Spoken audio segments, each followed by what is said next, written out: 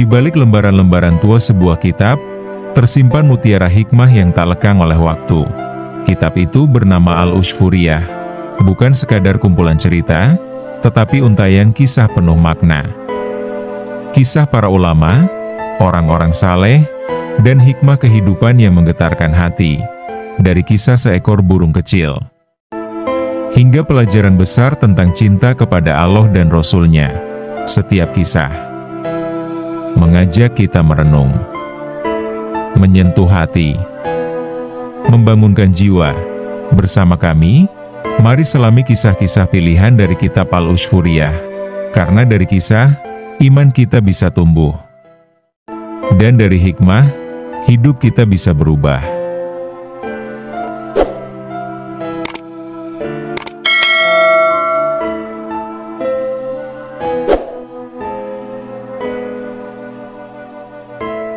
Saudara-saudaraku, pernahkah kalian berpikir bagaimana Allah menjamin rezeki kita? Ada satu pesan besar dari Allah kepada anak cucu Adam. Pesan yang begitu dalam, penuh cinta sekaligus peringatan. Diriwayatkan dari Muaz bin Jabal radhiyallahu anhu, Rasulullah bersabda, Allah berfirman, "Hai anak cucu Adam, malulah kepadaku ketika aku menyiksamu, bertaubatlah kepadaku. Aku akan memuliakanmu seperti kemuliaan yang diberikan kepada para nabi. Jangan palingkan hatimu dariku. Jika kau palingkan, aku akan hinakan engkau dan aku takkan menolongmu. Datanglah kepadaku dengan membawa seluruh amal kebaikan sebesar langit dan bumi. Tetap tidak aku terima jika engkau tidak membenarkan janji dan ancamanku. Hai anak Adam, akulah pemberi rezeki. Jangan tinggalkan ketaatanmu karena khawatir akan rezeki. Jika kau meninggalkanku karena khawatir akan rezeki, maka tetap bagimu siksaku." Ini bukan sekadar nasihat. Ini adalah peringatan sekaligus kabar gembira. Kenapa?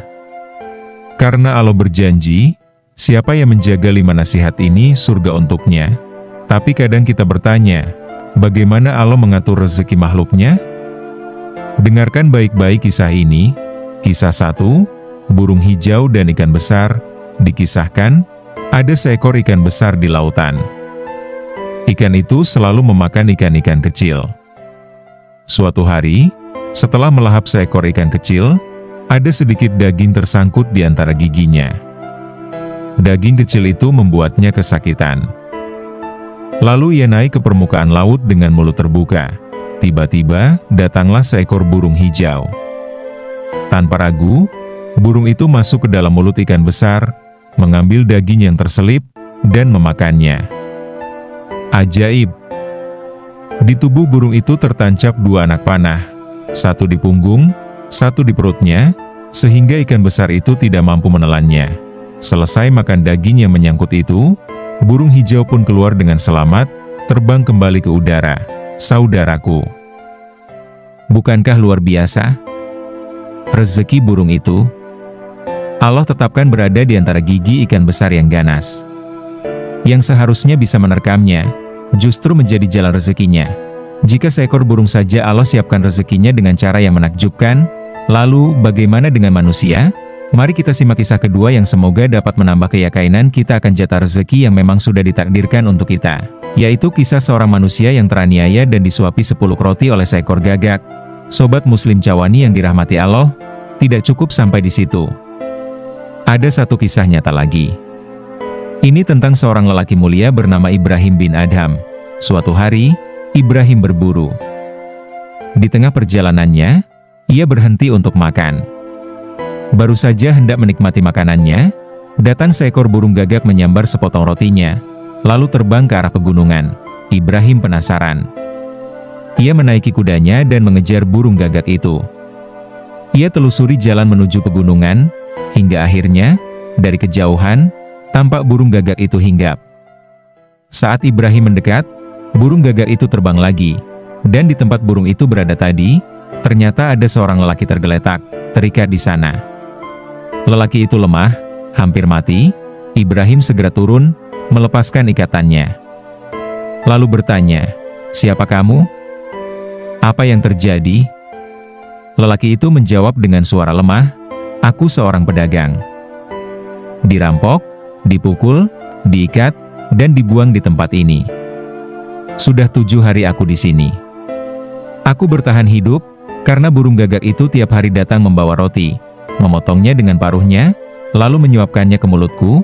7 hari, burung gagak yang biasa dianggap pertanda buruk, justru menjadi perantara rezeki dari Allah. Ketika Ibrahim bin Adham melihat kejadian itu, hatinya bergetar. Ia sadar, untuk apa hidup bergelimang dunia jika Allah mampu mencukupi segala sesuatu. Lalu ia bertaubat, meninggalkan kemewahan, memerdekakan budak-budaknya, dan berjalan menuju Mekah hanya dengan pakaian sederhana tanpa bekal, tanpa kendaraan. Hanya mengandalkan Allah. Dan apa yang terjadi? Barang siapa bertawakal kepada Allah, maka Allah akan mencukupinya. Saudara-saudaraku, jangan takut soal rezeki. Jangan tinggalkan ibadah hanya karena alasan pekerjaan atau uang. Karena jika kita tinggalkan Allah, justru kita akan kehilangan segalanya. Tetapi jika kita tetap teguh kepada Allah, maka sungguh, rezeki itu tak akan pernah salah alamat. Simpan baik-baik pesan ini. Rezekimu sudah tertulis atas namamu. Sobat Muslim Cawani yang berbahagia, demikian hadis ke-9 dan kisah hikmah yang menyertainya. Semoga dengan kisah tersebut, dapat menambah keyakinan dan kemantapan kita akan rezeki yang sudah menjadi jatah setiap makhluknya. Terima kasih atas dukungan sobat semua, like-nya, subscribe-nya, komennya dari mana asalmu, dan share-nya. Semoga menambah kebaikan untuk kita semua. Sampai jumpa di hadis ke-10 dengan kisah-kisah hikmah yang mengharukan, menenteramkan hati dan jiwa, serta dapat meningkatkan keimanan dan ketakwaan kita kepada Allah Subhanahu wa Ta'ala. Wallahu a'lam bishawab. Wassalamualaikum warahmatullahi wabarakatuh.